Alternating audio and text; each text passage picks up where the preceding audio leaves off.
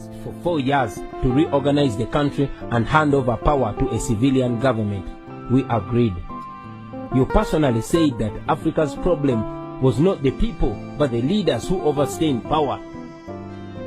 In 1990, you asked for 5 more years to be able to enact a durable constitution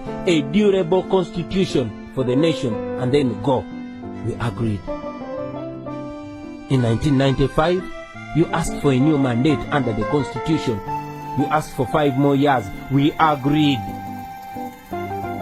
In 2001, you requested the nation to renew your mandate for the last constitutional term. We agreed.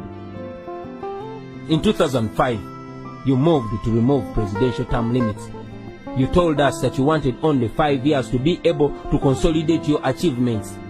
We agreed. And then in 2011, you came back. You campaigned under the Prosperity for All slogan. You promised that poverty would be history in Uganda after that term, and that you would return to Rwachitula and look after your cows. These were your words. 2016 came, and again you came back, asking for the very, very last term. Yes, in a televised address, you told the nation, and you swore that you would certainly not lead beyond 75 years of age. You told us that after 75, a leader would no longer have the vigor required to run a country. I think that one we had ignored. We had not discussed it. It can be discussed, but since we had not, but I think after 75, the vigor, I think there's some scientific idea there that maybe the vigor is not as much after 75 years.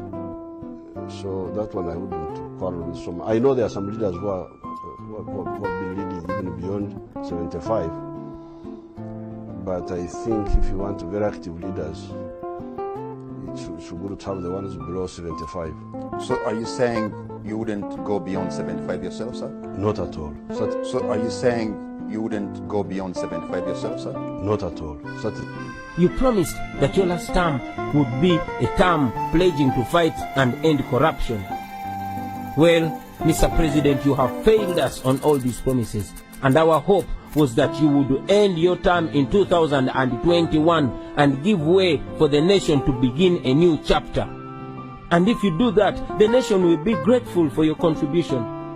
Mr. President, Bob Marley said, you can fool some people sometimes, but you can't fool all the people all the time. You cannot lie to a whole nation and think each time you will get away with it. As a good reader of history, you should remember that history repeats itself with leaders who thought they were wiser than their generations. Those who thought that populations were gullible and easily manipulated. Usually there comes a time when people are tired.